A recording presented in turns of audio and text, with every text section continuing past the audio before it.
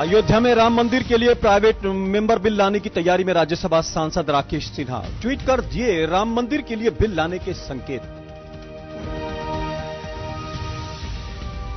जम्मू कश्मीर के बडगाम में सुरक्षा बलों ने 2 आतंकियों को किया ढेर। पत्थरबाजों ने सुरक्षा बलों और मीडिया पर किया हमला। क्षतिग्रस्त हुए मीडिया के कई वाहन। 5 राज्यों में चुनावों को लेकर आज बीजेपी की केंद्रीय चुनाव समिति की बैठक। पीएम मोदी भी बैठक में होंगे शामिल। उम्मीदवारों पर लगेगी आखिरी मोहर। पी चिदंबरम और कार्ति चिदंबरम को दिल्ली की पटियाला हाउस कोर्ट से मिली राहत। हाईकोर्ट में टली अग्रिम जमानत पर सुनवाई। सुप्रीम कोर्ट ने कार्ति की याचिका पर तुरंत सुनवाई से किया इनकार। आरक्षण पर नीतीश कुमार का बड़ा बयान। कहा, देश में नहीं पैदा हुआ कोई आरक्षण खत्म करने वाला। आरक्षण के लिए हर कुर्बानी देने को तैयार।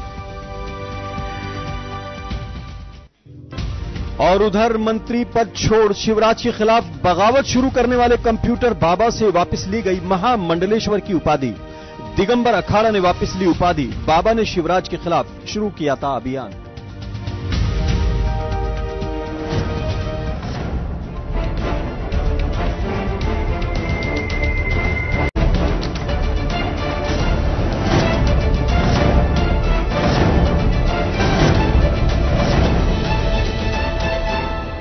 नमस्कार, जेके 24/7 न्यूज में आपका स्वागत है। मैं हूं आजाद खालिद, आपका मेजबान, और लेकर हाजिर हूं 2 का पंच।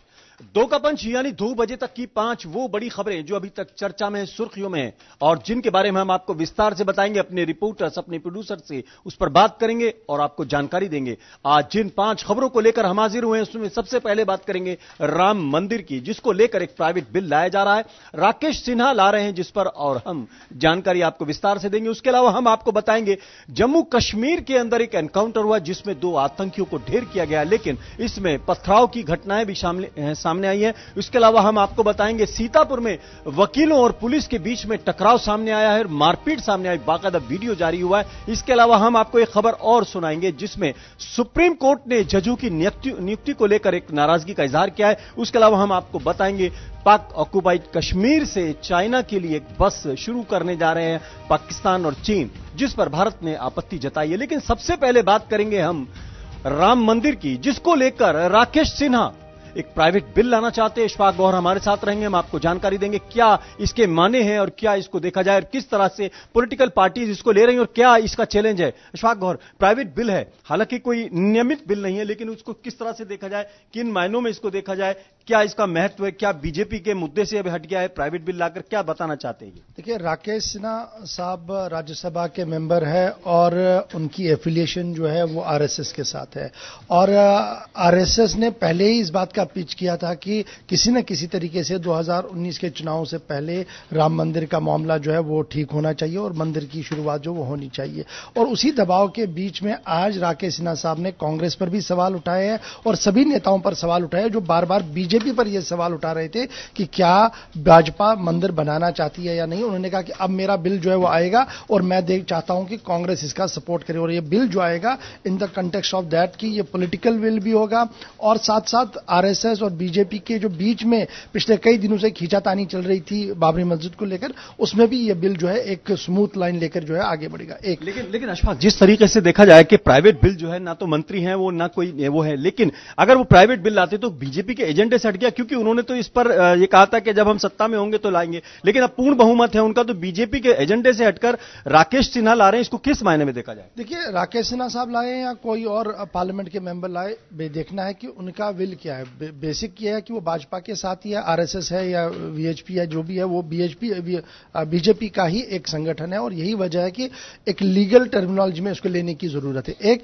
और ये देखना है कि क्या प्राइवेट मेंबर बिल आने के बाद ये कानून बन सकता है, क्योंकि इससे पहले भी हमने देखा नरसिम्हा राव की सरकार में इस तरीके की एक कोशिश हुई थी और उस कोशिश का क्या हुआ, सुप्रीम कोर्ट में आज तक लटका हुआ। और आज तक ये जरूरी नहीं है कि जो भी बिल आए, प्राइवेट मेंबर बिल आए, सरकार उसको ले ले, उस पर डिस्कशन हो जाए, वो कानून बने। ये गिर भी सकता है, ये उठ भी सकता है, ये नहीं भी उठ सकता। लेकिन पॉलिटिकली आज ये इसलिए अहम बना है क्योंकि देश के अंदर 2019 के चुनावों से पहले जिस तरीके से यूपी से ये शुरुआत हुई और पूरे देश के अंदर अब ये चल रहा है कि मंदिर बनना चाहिए, और दिवाली से पहले वहां पर लोग जाने की बातें कर रहे हैं। तो इस बीच ये एक नई बहस का आगाज हुआ है जो राकेश सिन्हा साहब ने शुरुआत की। देखते हैं जरा पॉलिटिकली क्या लोग कहते हैं, संजय राउत क्या कह रहे हैं, कांग्रेस का क्या कहना है, जरा इस पे राजनीतिक जो बयानबाजी है उसको सुनाते हैं, फिर अशफाक गौहर के पास हो सकेगा टाइम तो दोबारा चलेंगे। राम मंदिर निर्माण का कार्य शुरू हो, यह हमारी हमेशा भूमिका रही है।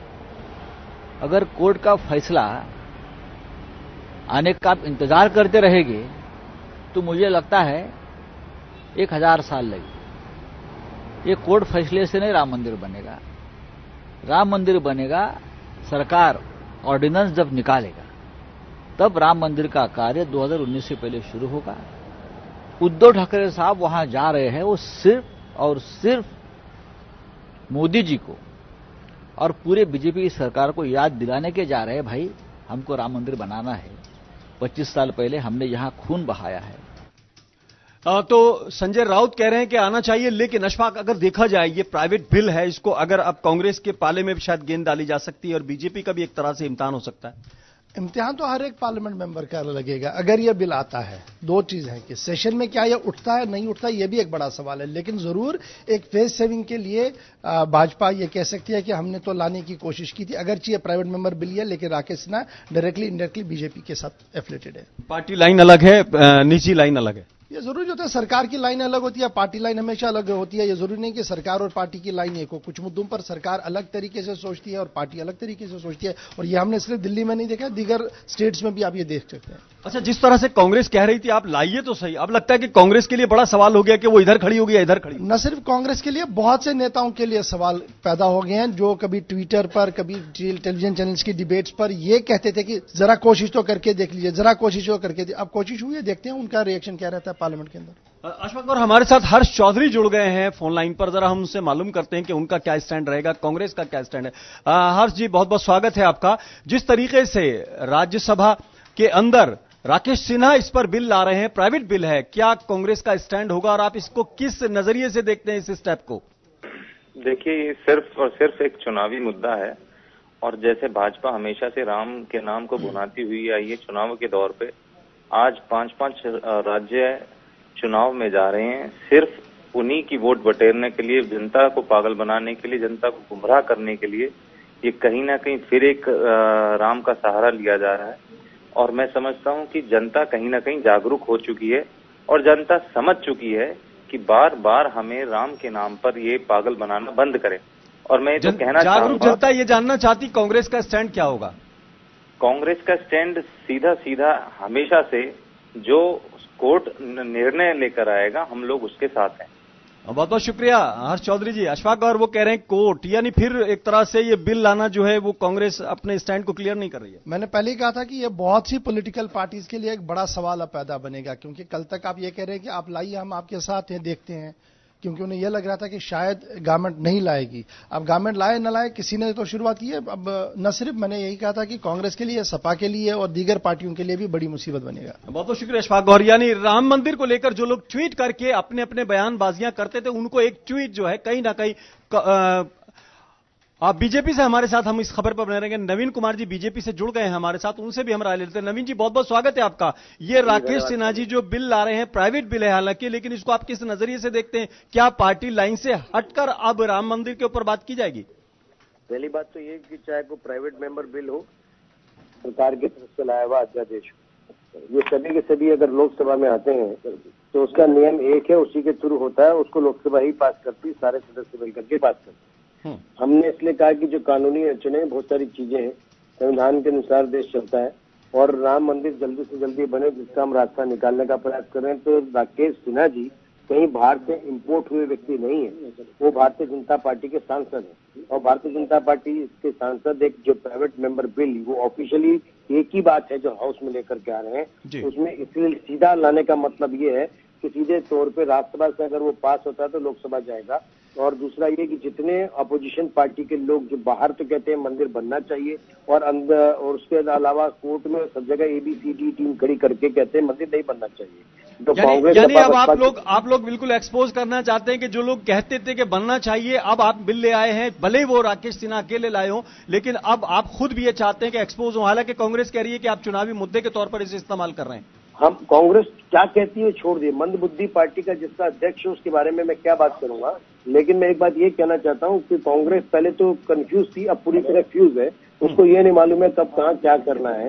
कांग्रेस के लोग लगातार कोर्ट में हो, इससे अदालत में हो या बाहर हो, राम मंदिर का भव्य निर्माण ना हो उसके लिए रोकने का प्रयास करते हैं। मैं आपको आपके चैनल के माध्यम से जो लोग सुन रहे हैं उनको एक बड़ी महत्वपूर्ण बात बताता हूँ छोटी सी, वो ये है कि इलाहाबाद हाई कोर्ट ने डिसीजन दिया था। उस डिसीजन में एक हिस्सा दिया था निर्मोही अखाड़ा को, दूसरा हिस्सा दिया था श्री राम जन्मभूमि न्यास समिति को और तीसरा हिस्सा दिया था मुस्लिम को। ना तो उन्होंने इलाहाबाद हाई कोर्ट ने मुस्लिम पसल्ला बोर्ड को दिया, ना उसने सुन्नी वक्फ बोर्ड को दिया, ना सिया वक्फ बोर्ड को दिया। तो यानी मुस्लिम किसको दिया? मुस्लिम पैरोकार कौन था? मुस्लिम का कोई पैरोकार नहीं है। 1942 में जब ये भूमिका दी गई थी वो एक अध्यादेश के तहत, एक ऑर्डिनेंस के तहत मुस्लिम समाज को मस्जिद बनाने के लिए दे दी थी। उसको सुप्रीम कोर्ट में कानून में लड़ाई लड़ी गई और 1964 के पास उस जो अध्यादेश था उसको सर्वोच्च न्यायालय ने खारिज कर दिया। तो यानी कि उसका कोई भी आदमी उसको लेने का हक नहीं रखता। ये हम बार बार कह रहे हैं, हमारे पास प्रमाण, नियम,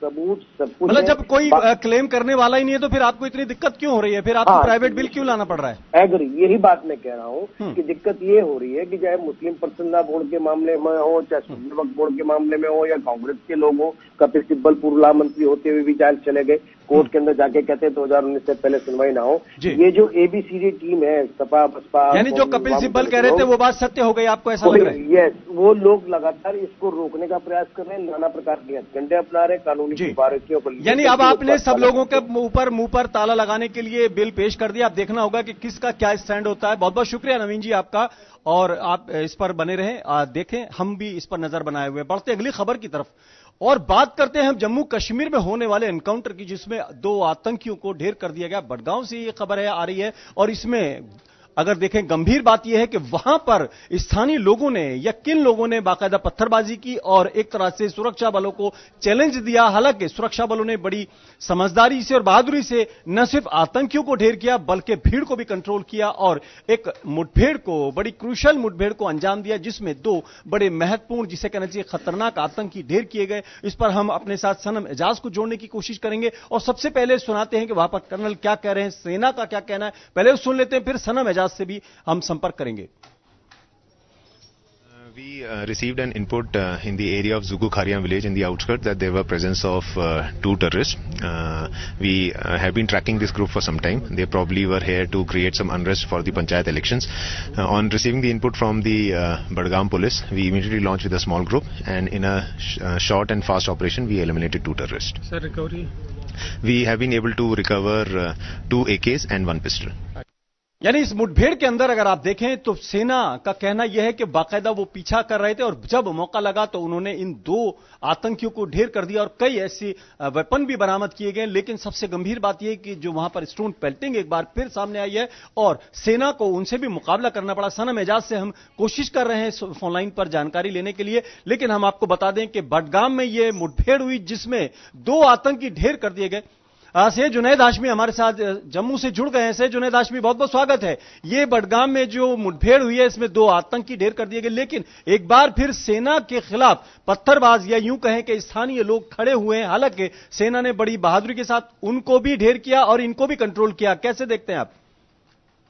देखें, मैं आपको बताऊं, कश्मीर घाटी के अंदर ये तो आम सी बात हो गई कि रोज आतंकवादी मारे जा रहे हैं और जो भी मतलब जिस तरीके से पहले ही सरकार ने साफ कर दिया था कि अगर कोई बंदूक उठाएगा तो बंदूक का उठाने का मतलब हो गया कि आपको मौत ही मिलेगी, दूसरा कोई रास्ता इसमें नहीं है। लेकिन बड़ी बात यह है कि एक के बाद एक जो आतंकवादी मारे जा रहे हैं, ये बहुत बड़ी सफलता है। आज भी पुलिस ने एनकाउंटर में जुगू अरिजल एरिया है सेंट्रल कश्मीर के बडगाम डिस्ट्रिक्ट में, और एक आतंकी जो मारा गया है उसका नाम मुख्तार खान है। ये चिल ब्रास अरिजल का रहने वाला है, वहीं का रहने वाला है और इस एनकाउंटर के फौरन बाद इसकी डेड बॉडी जो है इसके परिजनों के हवाले कर दी गई। जहां तक पत्थरबाजों का ताल्लुक है, फौज ने बिल्कुल साफ कर दिया है कि कोई नरमी नहीं बरती जाएगी, लेकिन उसके बावजूद आपने आज भी देखा होगा कि बहुत सूझबूझ से काम लिया एसओजी और आर्मी की टीम ने कि चारों तरफ से इन पत्थरबाजों को घेर लिया, उसके बाद बड़े आराम के साथ जो है इनको न्यूट्रलाइज कर दिया और पत्थरबाजों को मौका नहीं दिया कि वो ऑपरेशन को खराब कर पाते।